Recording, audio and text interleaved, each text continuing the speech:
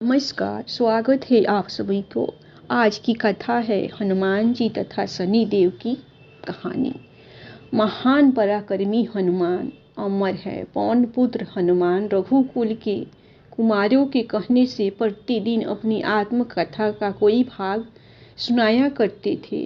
उन्होंने कहा कि मैं एक बार संध्या समय अपने आराध्य श्री राम का स्मरण करने लगा तो उसी समय ग्रहों में पाप ग्रह मंद गति सूर्यपुत्र शनिदेव पधारे।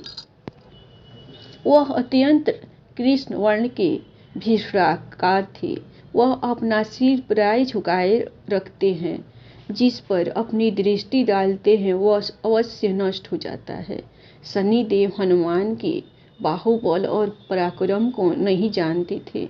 हनुमान ने उन्हें लंका में दर्शकीय के बंधन से मुक्त किया था। वह हनुमान जी से विनय पूर्वक किंतु कर्कश स्वर में बोले, हनुमान जी, मैं आपको सावधान करने आया हूँ। त्रेता की बात दूसरी थी, अब कलयुग प्रारंभ हो गया है। भगवान वासुदेव ने जिस क्षण अपनी अवतार लीला का समापन किया उसी क्षण से पृथ्वी पर कली का प्रभुत्व हो गया। यह कलियुग है। इस युग में आपका शरीर दुर्बल और मेरा बहुत बलिष्ठ हो गया है।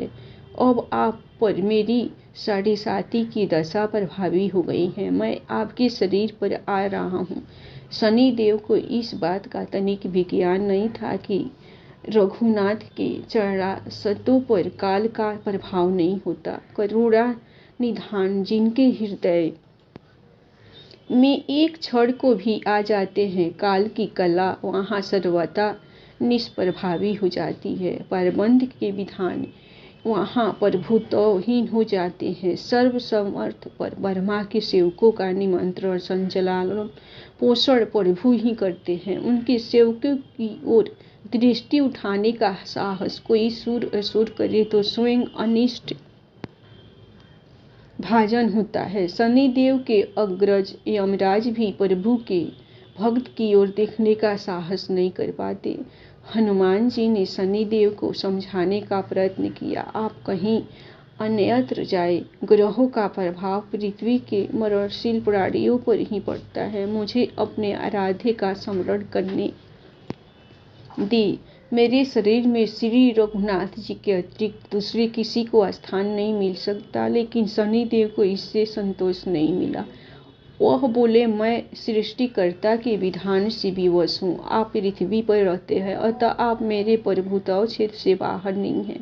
पूरे 22.5 वर्ष व्यतीत होने पर 7.5 वर्ष के अंतर से 2.5 वर्ष के लिए मेरा प्रभाव प्राणी पर पड़ता है, किंतु यह गौण प्रभाव है। आप पर मेरी 7.5 आज इसी समय से प्रभावित हो रही हो।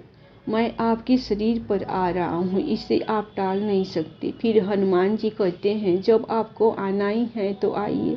अच्छा होता है कि आप मुझ वृद्ध को छोड़ ही देते। फिर शनिदेव कहते हैं, कलयुग में पृथ्वी पर देवता या उपदेवता किसी को नहीं रहना चाहिए। सबको अपना आवास सूक्ष्म लोकों में रखना चाहिए। जो पृथ्वी पर रहेगा वह कलयुग में प्रभाव में रहेगा और उसे मेरी पीड़ा भोगनी पड़ेगी। और ग्रहों में मुझे अपने अग्रज यम का काय मिला है। मैं मुख्य मारक ग्रह हूँ और मृत्यु के सबसे निकट वृद्ध होते हैं, अतः मैं वृद्धों को कैसे छोड़ सकता हूँ। हनुमान जी पूछते हैं, आप मेरे शरीर पर कहाँ बैठने आ रहे हैं। शनिदेव गर्व से कहते हैं, प्राणी के सिर पर। मैं 2.5 वर्ष प्राणी के सिर पर रहकर उसकी बुद्धि विचलित बनाए रखता हूँ। मध्य के 2.5 वर्ष उसके उदर में स्थित रहकर उसके शरीर को अस्वस्थ बनाता हूँ।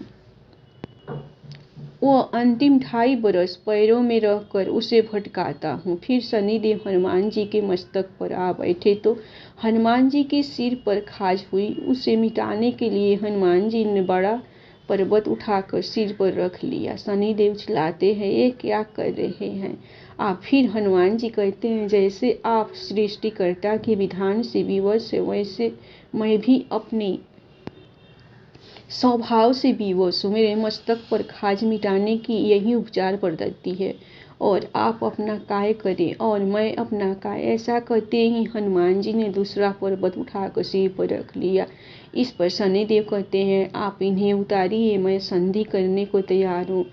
उनके इतना कहते ही हनुमान जी ने तीसरा पर्वत उठाकर सिर पर रख लिया तो शनिदेव चिल्लाकर कहते हैं, मैं अब आपके समीप नहीं आऊंगा। फिर भी हनुमान जी नहीं माने और चौथा पर्वत उठाकर सिर पर रख लिया। शनिदेव फिर चिल्लाते हैं, पवन कुमार ताही माम रामदूत आंजन्याय नमः। मैं आपको भी पीड़ित नहीं करूंगा। जो आपका स्मरण करेगा मुझे उतर जाने का अवसर दे। हनुमान जी कहते हैं, मैं कहते हैं बहुत शीघ्रता की, अभी तो 5वां पर्वत शिखर बाकी है। और इतने में ही शनिदेव मेरे पैरों में गिर गए और कहा, मैं सदैव आपको दिए वचनों को स्मरण रखूंगा। आघात के उपचार के लिए शनिदेव तेल मांगने लगे। हनुमान जी तेल कहाँ देने वाले थे, वहीं शनिदेव आज भी से तुष्ट होते तेल दान है। जय जय श्री राधे। धन्यवाद। आप लोगों को कहानी पसंद आए हनुमान जी और शनिदेव की तो आप दिल खुल के आप लोग सभी लाइक सब्सक्राइब जरूर